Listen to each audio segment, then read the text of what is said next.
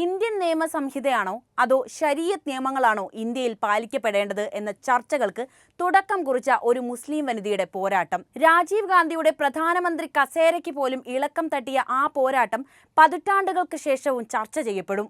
രാജ്യത്ത് ഒരു ഏകീകൃത സിവിൽ കോഡ് ആവശ്യമാണെന്ന് സുപ്രീം കോടതിയെ കൊണ്ട് ചിന്തിപ്പിച്ച ആ നിയമ പോരാട്ടത്തിന്റെ കഥയാണ് ഇന്ന് പറയുന്നത്. Muhammad Ahmad Khan versus Shah Bano Begum and ors. Indian നിയമവ്യവസ്ഥയിൽ തന്റെ അവകാശത്തിനു വേണ്ടി സമരം ചെയ്ത ഒരു കേസ് അറിയപ്പെടുന്നത് ഇങ്ങനെയാണ്. ഭർത്താവ് മൊഴി ചൊല്ലിയ മുസ്ലിം സ്ത്രീയുടെ ജീവനാംശം സംബന്ധിക്കുന്ന വിഷയത്തിൽ ഇന്ത്യയുടെ നിലപാട് അറിയാനായിരുന്നു അവരുടെ സമരം. മുസ്ലിം സ്ത്രീകളുടെ അവകാശ സംരക്ഷണത്തിനായുള്ള പോരാട്ടത്തിലെ നിയമപരമായ നാഴികക്കല്ലുകളിലൊന്നായി മാറിയ കേസ് ഇന്നും ഒരു റഫറൻസ് ആണ്. കേസിൽ ജീവനാംശത്തിനുള്ള അവകാശം സുപ്രീം കോടതി ഉയർത്തിപ്പിടിച്ചപ്പോൾ വിധി ഒരു രാഷ്ട്രീയ പോരാട്ടത്തിനും മുസ്ലിം വ്യക്തി നിയമത്തിൽ കോടതികൾക്ക് എത്രത്തോളം ഇടപെടാം എന്നതിനെക്കുറിച്ചുള്ള തർക്കത്തിനും കൂടി തുടക്കമിട്ടു. സാധാരണ കോടതികളിൽ വിവാഹം, വിവാഹമോചനം തുടങ്ങിയ വിഷയങ്ങളിൽ മുസ്ലിം സ്ത്രീകളുടെ തുല്യ അവകാശത്തിനായുള്ള പോരാട്ടത്തിന് അടിത്തറയിട്ടതും ഇതേ കേസാണ്.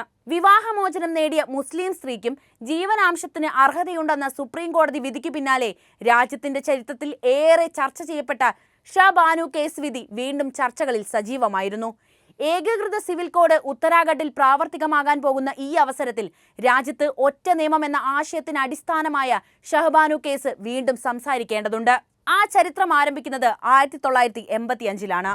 1985-ലായിരുന്നു രാജ്യത്ത് രാഷ്ട്രീയ കോളിളക്കം സൃഷ്ടിച്ച ഷഹബാനോ കേസ് വിധി വന്നത്. മധ്യപ്രദേശിലെ അഭിഭാഷകനായ മുഹമ്മദ് അഹമ്മദ് ഖാനെതിരെ വാർദ്ധക്യത്തിലേക്ക് എത്തിയ ഭാര്യ ഷഹബാനോ ബീഗം മാസം 500 രൂപ ജീവനാംശം ആവശ്യപ്പെട്ട് നൽകിയ ഹർജിയാണ് കോടതി അംഗീകരിച്ചത്.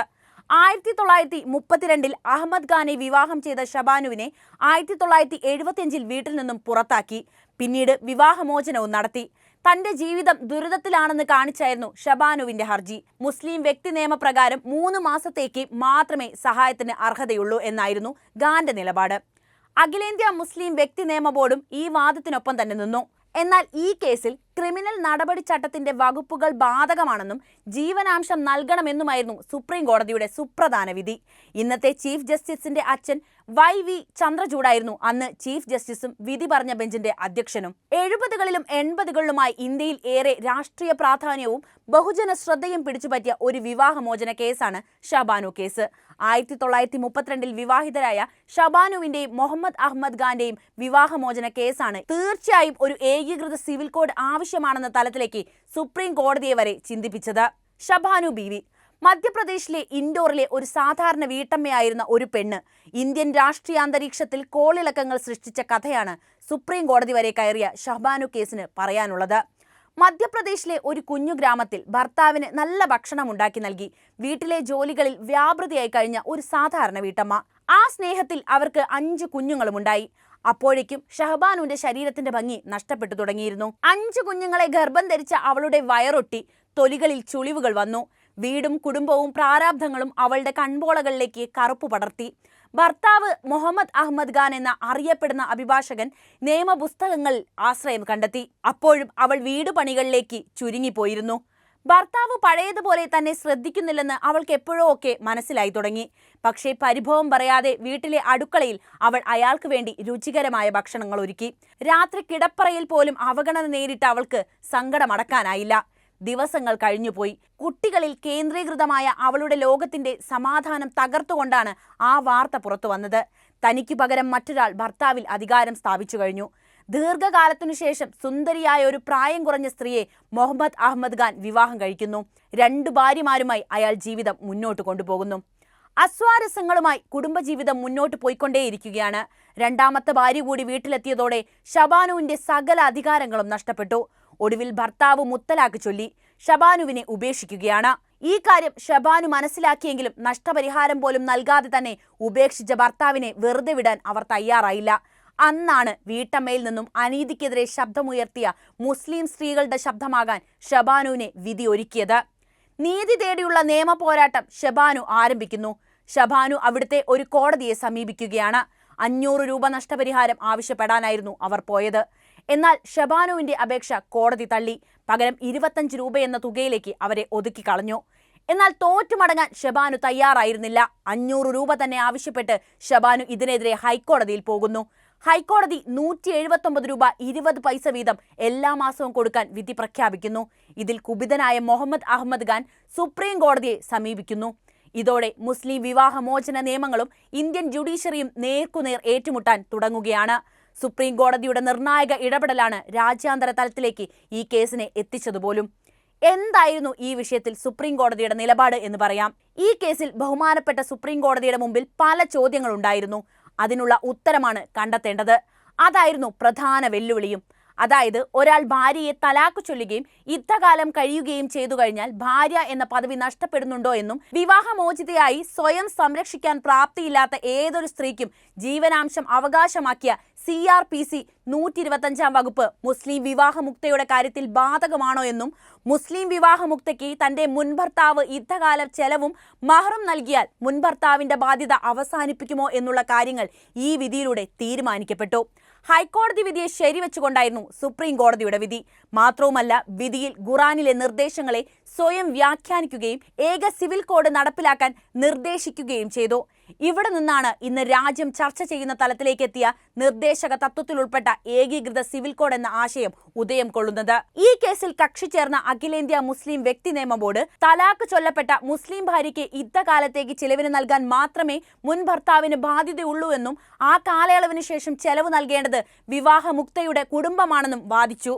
കോടതി വിവിധ പണ്ഡിതന്മാരുടെ ഖുറാൻ തർജ്ജമ വിശകലനം ചെയ്യുകയും ഖുറാനിലെ അധ്യായം സൂറ 2 ആയത്ത് 241, 242 വിവാഹമോചിതയോടുള്ള കടമകൾ വിശദീകരിക്കുന്നിടത്ത് മത എന്ന പദത്തിന്റെ അർത്ഥം വ്യാഖ്യാനിച്ചുകൊണ്ട് മൊഴി ചൊല്ലപ്പെട്ട സ്ത്രീക്ക് ജീവനാംശം നൽകേണ്ടത് മുൻ ഭർത്താവിന്റെ ബാധ്യതയാണെന്നും ഇതിനെതിരായുള്ള വാദങ്ങൾ ഖുറാന്റെ ആശയത്തിനെതിരാണെന്നും കണ്ടെത്തുകയുണ്ടായി. കൂടാതെ മഹർ വിവാഹ സമയത്ത് ഭർത്താവ് നൽകേണ്ടതാണെന്നും വിവാഹമോചനം ചെയ്യുന്ന സമയത്ത് നൽകുന്നതല്ലെന്നും അഭിപ്രായപ്പെട്ടു.